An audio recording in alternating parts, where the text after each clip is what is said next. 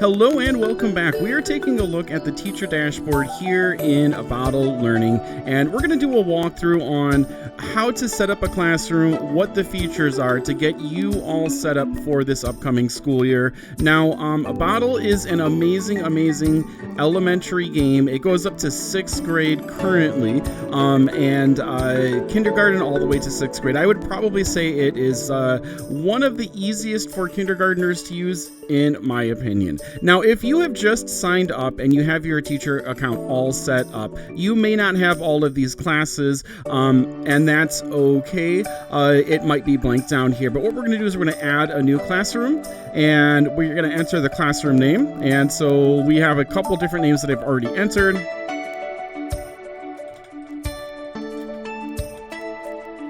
We're going to do Classroom 2024. Now, I would highly suggest selecting math as well as English. The English is fantastic. They do a really good job with targeting all of the skills. The math is fantastic as well. It focuses more on, I would say, the critical thinking aspect than other apps. The grade level, you can go ahead and select from kindergarten all the way up to 6th grade. Let's do this one at 3rd grade. And then you can choose your state standards as well. So you can type your state standard in as well. Let's go ahead and just see what comes up for Ohio. So Ohio Learning Standards and of Mathematics. There are even the Ontario standards as well. Ontario Mathematics Curriculum. If you are in Canada, most of the states are covered in here. There's Common Core. The scroll features a little bit.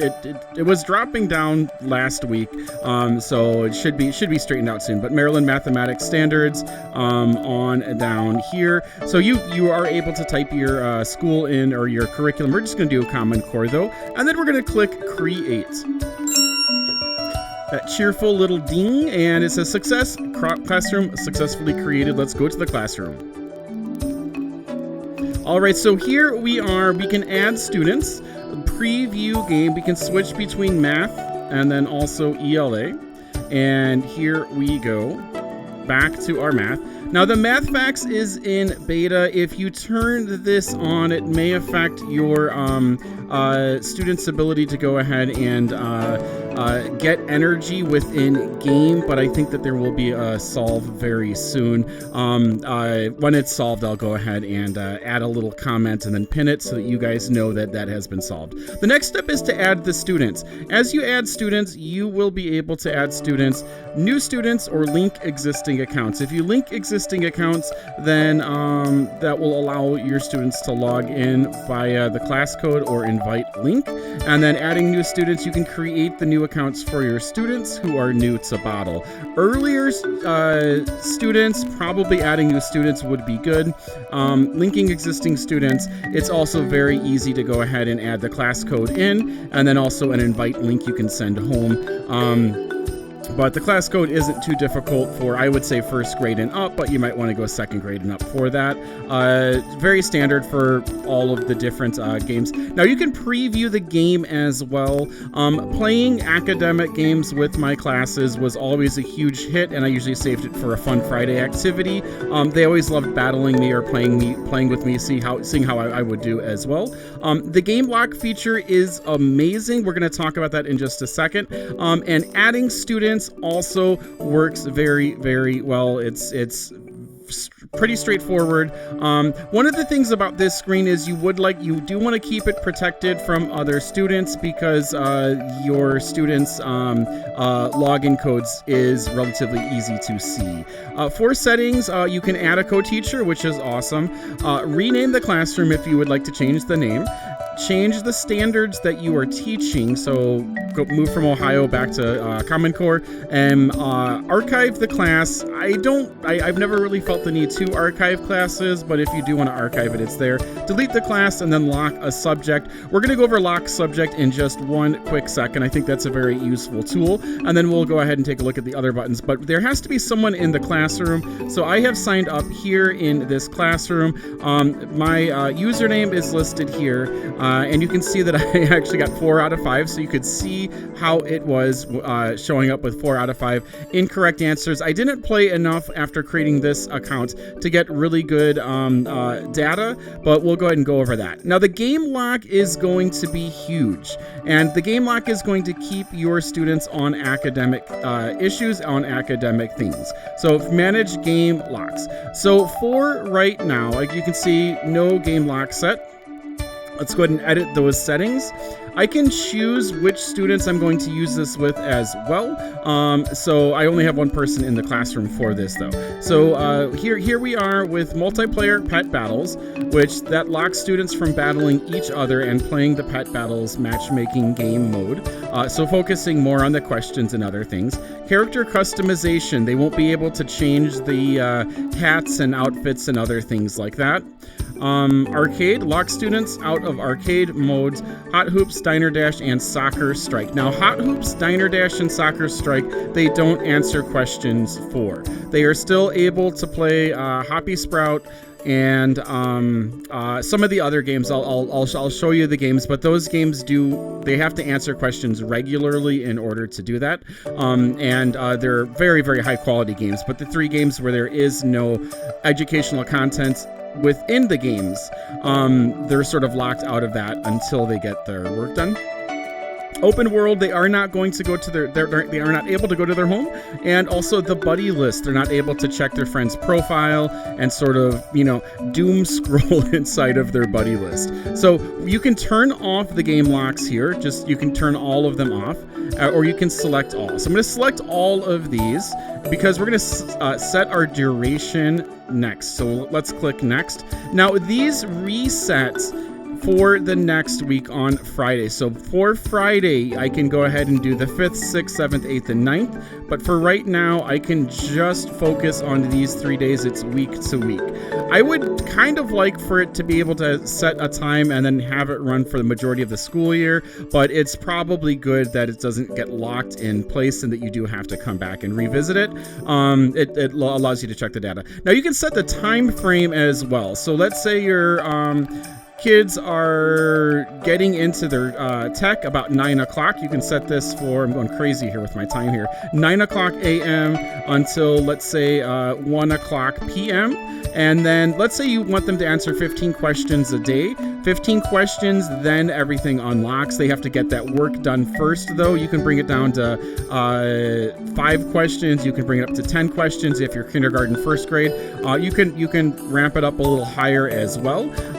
But from 7 a.m. to 5 p.m. is the only time that it can get locked. So once they get home, they will have the ability to play whatever they would like to do, however they would like to experience the game. I think that's really cool, and that encourages them to play at home, hop on at home, and interact with each other on home, at home.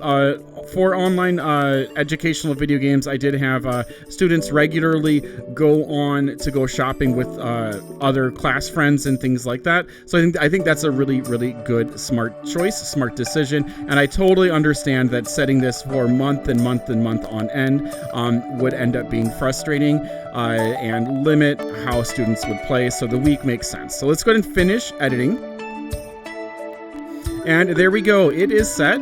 If I ever want to turn it off, it says 0 of 17 questions. I can just turn off game locks. Click here and then click finish editing, and there's no game lock set at all. So I am now free range. I'm able to go ahead and go about my business and enjoy myself. So here we go, the student activity. You can see 4 out of 5 listed. When you get started, you should print the logins, and then I always liked to tape them inside of folders so that students would be able to keep them and sort of move on. Now these logins, there's a QR component, and then it also has their password attached to it. If you're using it within the classroom, I always liked to keep the passwords private, and so I would probably cut out the QR code and then attach it to the back of some sort of paper or something like that. I would use just random colorful pieces of paper. All right, so for students, at the student thing, you can add the students here once again. You can see that it has the username is right here, the student name is right here, whether the parent or guardian is connected, and the language is English. I don't know if that's going to be changing, if they're going to be adding different languages or not. You can change grade level, you can print student logins, you can view student logins, and you can also reset their password. So if there is ever an issue where passwords have gotten out or something like that, or you need to reset one student's password, then you can go ahead and just click reset. It's extremely easy to do. It's right there for you. You don't have to hunt around for it at all, which is very cool in how tech is in classrooms these days. For assignments, you can set the assignments. These are the archived ones, completed ones, and archived active ones are here. To create an assignment, it's extremely easy. You can do it for math and also ELA. And once you create it, you can select individual students so that different students are working at different paces, which is awesome for differentiation. The skills, and you can go quite high with the skills. Let's go ahead and just do count to 10. Click done for that. We can see I can select the students that are going to be focusing on that here. Random order I prefer. If students are struggling, you can do in sequence. The number of questions to complete, I normally really never went over 5 questions. If 5 questions would be about as high as I would go for questions that students would be going over. If it was a struggle, I could definitely see. If it was if they had it down, then I would be able to see that as well. 2 or 3 if it's brand new content sometimes is what I would do, just to kind of get a feel for how they are. And then you can schedule it with the dates, how long you want it to go. Very, very useful, very easy to implement, and it works quite well. So for reports, the reports are going to generate the learning gaps, usage, math facts. That's in beta. Hopefully that will be out sometime this year. We will see. The rest of the game is absolutely fantastic. Live feed, which is pretty cool. So for our live feed, we're going to come on over here and we're going to see how the students is performing. It'll give us some information on what they're doing and what's going on with them. So we can see how they answered. If we click the caret with all of the different questions, you can see that 5 minus 4, I chose 0 instead of 1. So that was my error right there. Really, really good information. You can see that I am online. That's the music that's playing right now is my student account. So, and then also the resources are pretty fantastic as well. The transition into summer. The game tutorial does a really good job of walking you through the game, what your students will be doing, and all of that. But now I am going to go ahead and hop into the game on this account. So let's go back to Classroom here. And we are going to go ahead and, let's see, preview game. All right, so let's say home. And let's get this full screen. So within the teacher account, we are, this is the teacher preview. We can customize our bottle, which is going to be one of the first things that your class does. I'm going to go ahead and choose our pink bottle liquid here, and then a purple body.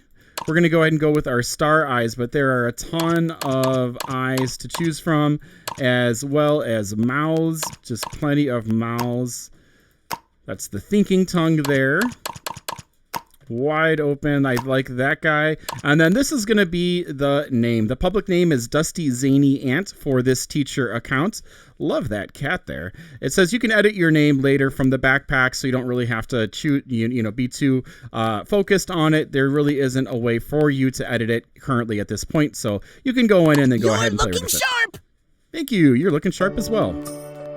And then here we go with all of the classes. Your student should have 1 or 2 classes. You will probably only have 1 or 2 classes. This is the ELA Classroom 2024, Math Classroom 2024. I'll go ahead and click on this.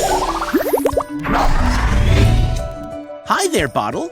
Welcome. Click on that green play button to start collecting knowledge. All right. So we're going to click on the play button now.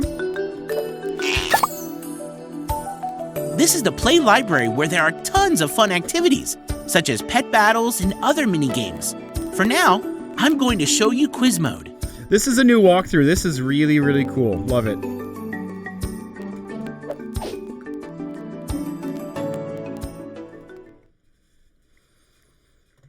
Every time you solve a problem, you'll gain a little more knowledge, which will come in handy. And when you get a streak of 3, you get to spin the wheel of prizes! Nice. If a question is too hard, just click on the I don't know this yet button to skippity skip it. If you need to work out the problem, click on the pen tool to draw it out. Click here to have any question read to you. For first graders or kindergartners, this button is important. You can go ahead and be sure to point this out to your class. Need help solving the problem? Click on here to watch a lesson video. And the videos are quite excellent, really, really great resource. Be sure to go ahead and let your students know that watching it before clicking I don't know this yet can be quite helpful. You all set? Here, try to solve this one. All right. So passage, going to the park was Willow and Stuart's favorite thing. All right, let's go ahead and click this arrow over. What is the first thing the dogs wanted to do when they moved into their new house? This is going to bring us back to the text, that arrow. Let's see. They're excited for something new.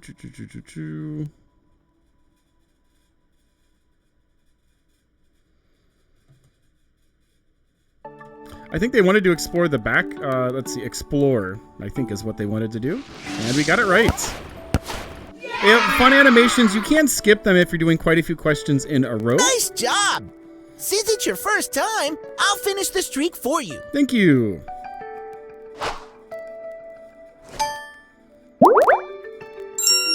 And there we go. This is the Wheel of Prizes. And this is basically the just answering questions. The academic games are fantastic. So having your students focus on those too. I feel like the amount of questions they answer is relatively the same. You can quit quiz mode at any time by pressing this button here. And let's go ahead and quit right now. All right, one question, one spin. Got the dab in there. And let's go ahead and click done. So the energy we use for the games. Every pet team needs 4 pets, one of each element. Here is a team to get started. All right, so this is going to be an entire walkthrough, which is quite amazing. And this is sort of what your students are going to explore and play around with once they get here. We got Cactadodo here. So I will be doing another playthrough of starting a new Boddle account probably next week. Maybe I might be able to get to it over the weekend. I'm really excited to check this out. Let me know if this was helpful. Please be sure to hit that subscribe button. Thank you for liking, and also I appreciate the comments as well. I think that this is going to continue onwards, so let's go ahead and just say goodbye here. And I hope you have a wonderful year of teaching. You teachers are the best. Any students that are watching, be sure to tell your teacher how great they are each and every day, okay? Have a good one all. Take care. Keep on bottling on. Bye-bye.